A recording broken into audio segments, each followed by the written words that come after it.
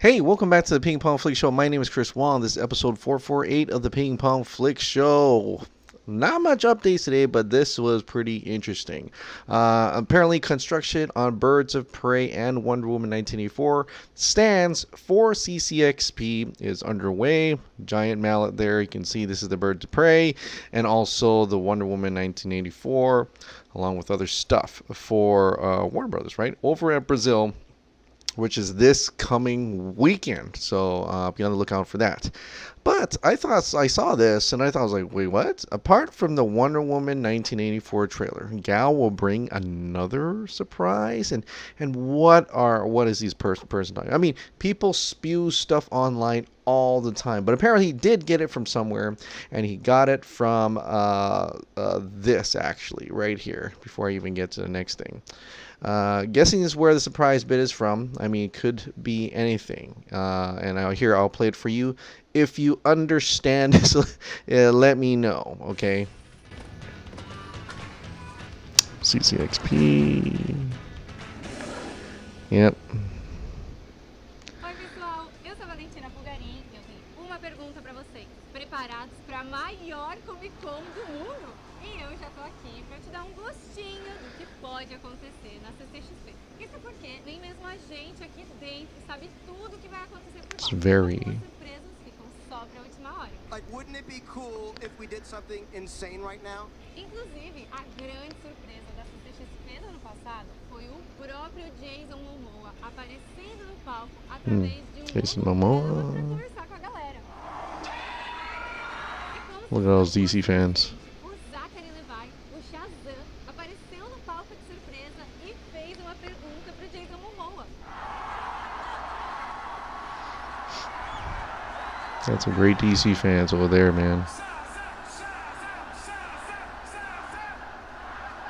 A gente sabe que a Gal Gadot vem no Brasil por causa da estreia mundial do trailer the part. Mulher Maravilha 1984. Mas eu aposto que eles estão preparando mais alguma surpresa. E, gente, informação importantíssima.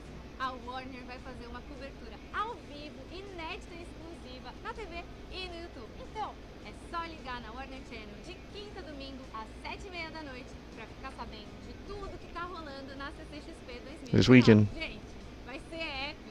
Essa é a Warner na CCXP. Tchau e até a próxima. All right, so I don't know what she said. So thank you to Nathan at Sony Blaine's to translate the part that we really care about. She's just said, I bet they're preparing just one more surprise. I mean, I'm sure that every panel has a surprise.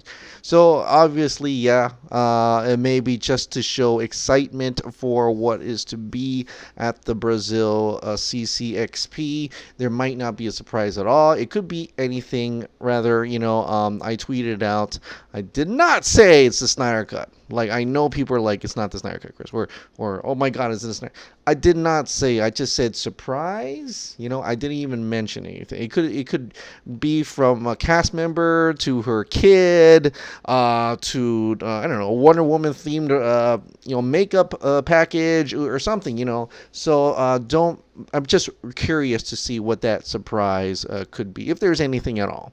But if you're interested to see that panel, and I'm actually putting on my calendar because I think I may do a live thing with this, as I've seen that the time during the CCXP is a lot later than I thought it would be. I thought it was going to be in the morning and it would be like 2 a.m. my time, but actually it's a little bit later. So Kathy Ann, the Birds of Prey panel is going to be on Thursday, December 5th, 8 p.m. to 8:45 p.m., which is about 1 p.m. my time, Hawaii Standard Time, and that also includes, Margot Robbie's going to be there, Kathy Ann's going to be there for the Birds of Prey, and that's on Thursday. On Sunday is going to be the Gal Gadot, and Patty Jenkins, 5:30 p.m. to 6:15 p.m. That's Brazil time, so that translates to my time, Hawaii Standard Time, 10:30 a.m. Hawaii Standard Time, which is, what is that? That's 12:30 p.m. Pacific Standard Time. I think that's about right. So a lot of us will be awake for the most part to catch that part of the day. So that's going to be on Sunday. So I guess there's only 2 Warner Brother panels. I have not heard of any Godzilla vs. Kong yet. That's one I'm really looking forward to. But we have some DC content coming out this week for you guys who are interested in Birds of Prey and Wonder Woman 1984. Today was interesting indeed, though. Today was it's a quiet news day, of course, but there was some really active Twitter stuff. And it has to do with that Forbes Superman article, right? Forbes put out a Superman article in response to Variety's, puff piece article about how the studio has no interest in Superman and how to make him relevant and stuff like that. Of course, we were a lot of people talked about that Superman has become relevant and, relatable in Man of Steel, in Zack Snyder's version of Superman. And what interesting thing happened today is we got verified checkmark people actually putting in their 2 cents on how to make Superman relevant to this time. And I'm going to read it to you. I'm going to read you the first tweet. I'm not going to go down in detail. But John Rosenberg, you don't make a Superman movie by making him relatable to today's audiences, by bringing him down to our level. You stick him in our hellhole, and you show the audience how he maintains his values in the face of adversity. You make him a role model, dumbasses, and you read that, right? You read that, and you're like, well, that sounds familiar.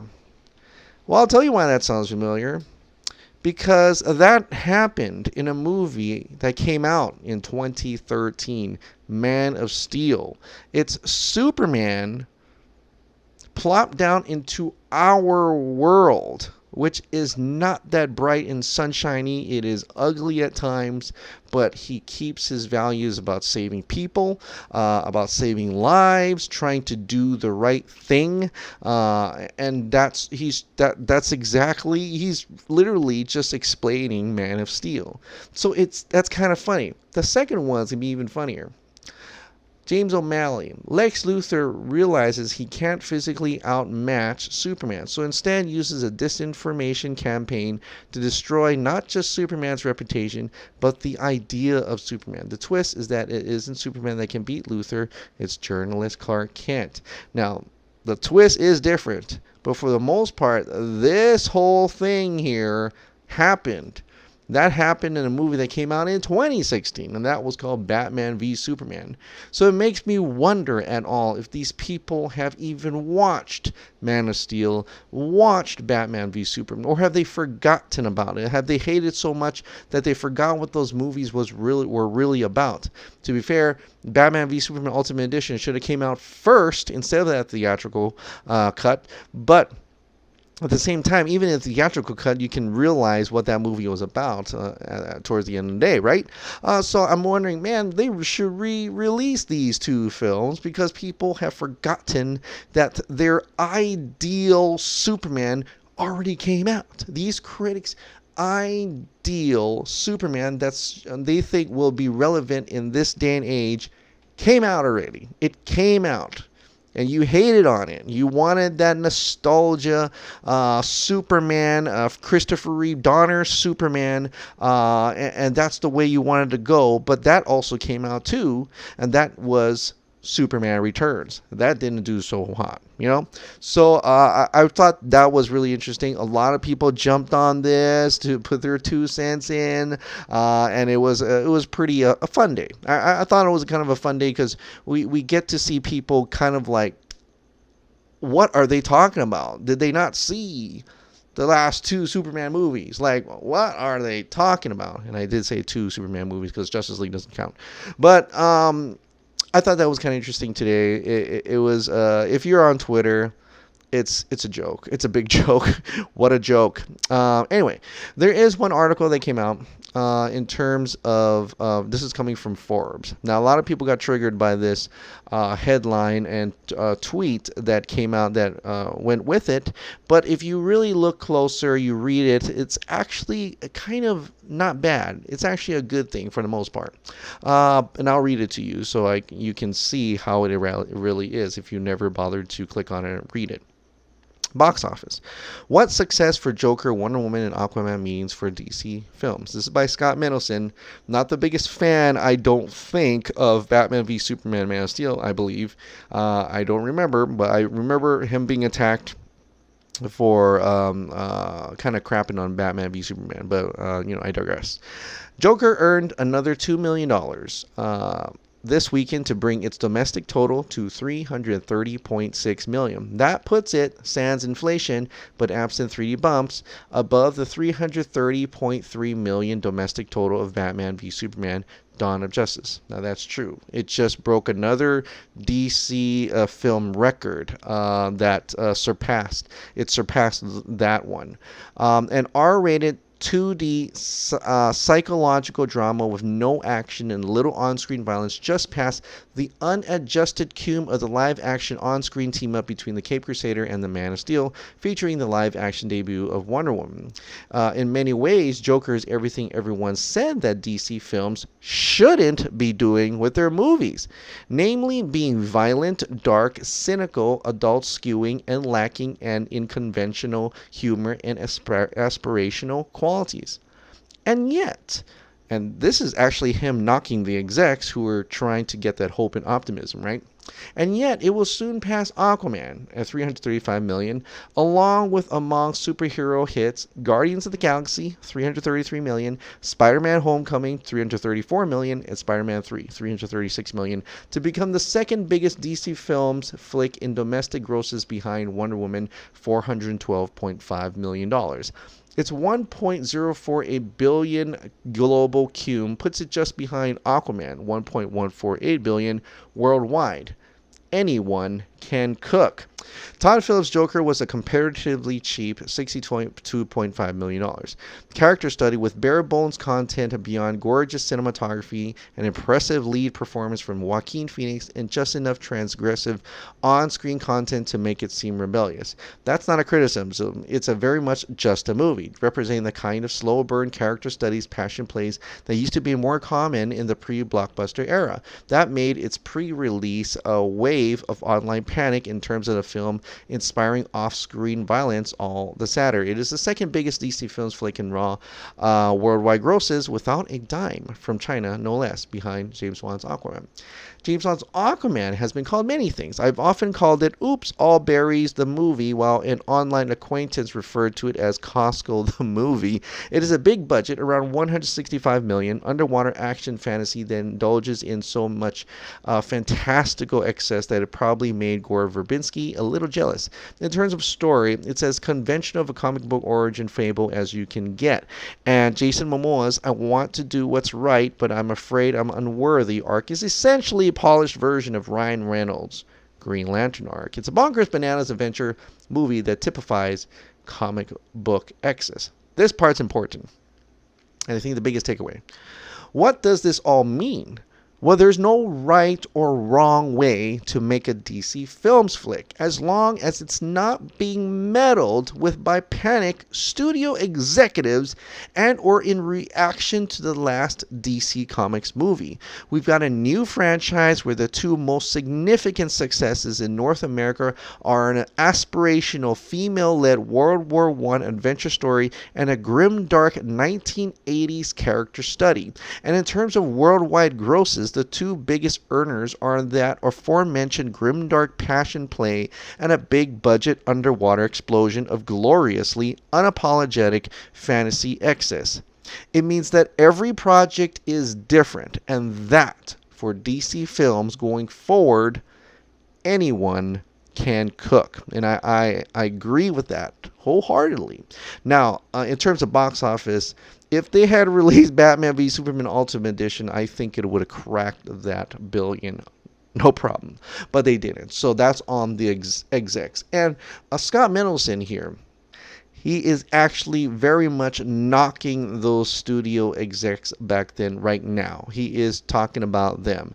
And in a sense, he's also mentioning that you don't have to have a certain type of movie. It doesn't have to be Marvel. It doesn't have to be tonally the same. Anything that the studio doesn't meddle and touch and could make potentially be a success. That means that any director can make any film they want to, and it could be successful. Anyone can cook.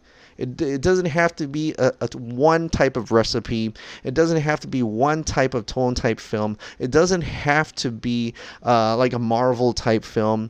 They could have a movie, a psychological drama like Joker. They could have like a political drama like Batman v Superman. They could be a blockbuster, adventure type of movie like Aquaman. It could be an adventure story like Wonder Woman. And it could be an awesome just probably one of the best origin superheroes of all time, Man of Steel, and make a lot of money as well. Anyone can cook as long as you don't mess with the recipe that chef was making for that film. And I think that is the biggest takeaway I can get from this article. Of course, some other people have taken the wrong way. Understandably, it's Scott Mendelson. When he knocks Batman v Superman, he did it before. It's not his first time, but I would encourage you to at least read the article a little bit to see what he's actually trying to say about Warner Brothers right now and how he's actually knocking the execs for messing with previous movies, what it could have been a very much success. But some people came in defending the article in a way, but also knocking down Batman v Superman themselves. Now it did get heated. Abdul came in as well. This person, Moonlight Warrior, Aquaman beat Batman v Superman domestically, made $1 billion, showing just how badly Zack Snyder dropped the ball. Of course, Abdul, like a lot of people would come in, saw this late, but yes, because Aquaman was a Marvelized shit show. First off, Aquaman's fantastic. Second, fuck you. First off, was for kids, and goes on and on. But it's okay. But it's okay because you know what? You know what though? What even came into the Snyder Cut right here. Guess what? You're never getting your Snyder Cut. So pissed off. Abdul, oh, you're so wrong. And yes, Moonlight Warrior, you're so wrong. Nope, it's never happening. Not now, not ever. Warner Brothers even said they have no interest. You lost. Oh, you kids. Warner Brothers said, like I said, Warner Brothers said nothing. Yeah, Warner Brothers, the guys who literally control everything DC, if they said it's not happening, then it's not happening. Get that through your small, pathetic head. Now, I don't usually concentrate on these fights, but this is the segment of the Slay Oliva segment, guys. Slay Oliva, he's in the house. Jay Oliva himself responded. AT&T is the new owner of Warner Brothers, and they are like $150 billion in debt after buying DirecTV and Warner Brothers. Do you really think they are going to turn down money for a film they've already paid for? From a business standpoint, what would stop you from releasing? Pretty much everyone from the old Warner Brothers regime is gone. There's no nefarious plot to keep it hidden. Money is money. And of course, right after that, this guy here, Moonlight Warrior, blocked him. Yeah, and then people are calling him out because he did, Jay Oliva had said this once upon a time. Don't believe anything unless it's in the trades like Variety or Hollywood Reporter. And of course, Variety is the one that said Warner Brothers currently has no plans to release a Snyder Cut of Justice League either in theaters or on HBO Max. That's a pipe dream. There's no way it's ever happening. So, Jay Oliva had something to say about that as well. There's a difference between a puff piece and one based in actual facts. Does the article actually name Warner Brothers execs? No. I don't see a statement from the head of the studio anywhere. It's like Ben Fritz's article claiming there is no Snyder Cut in his article for Wall Street Journal. that has already been disproven by Zack himself. Why isn't there no official word? That's why that Variety article was a puff piece, capitalizing on the release the Snyder Cut fervor.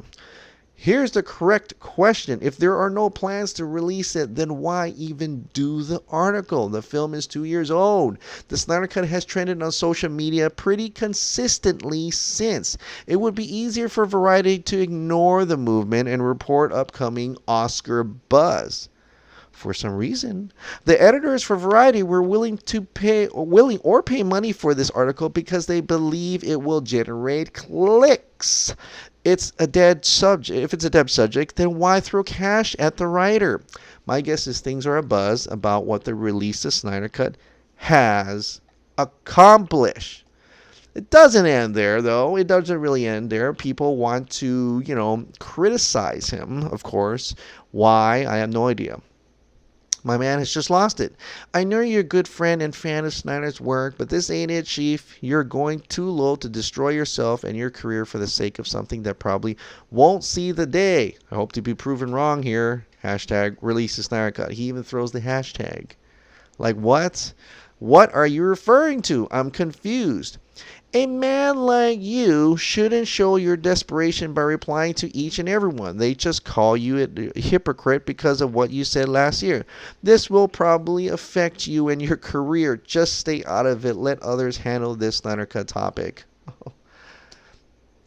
Ha ha ha. Variety has many writers. This is coming from Oliva. Just because I disagree with one doesn't mean I've lost it. Please don't characterize me like some crazy guy. My career is fine. I'm working on plenty of projects. I want to point out that for official announcements, studios use trades. Excuse me. I still go to Variety for stuff, but articles like that one is not an official announcement, as the detractors of the release of Snyder Cut moment are claiming. My question was valid. There's buzz going on, and it's because of the fans. So, thank you, Jay Oliva. Love you very much. That is awesome. Thank you so much for coming in and pretty much being the sword of the Snyder Cut movement in that sense. Speaking the truth there, yes, of course, the Snyder Cut is coming. Yes, that Variety article is bullshit. Yes, it's right there. I mean, I can't. I mean, he just keeps coming to say it exists. Now that the thing about it's not coming out, meaning that it does exist, but it's not coming out.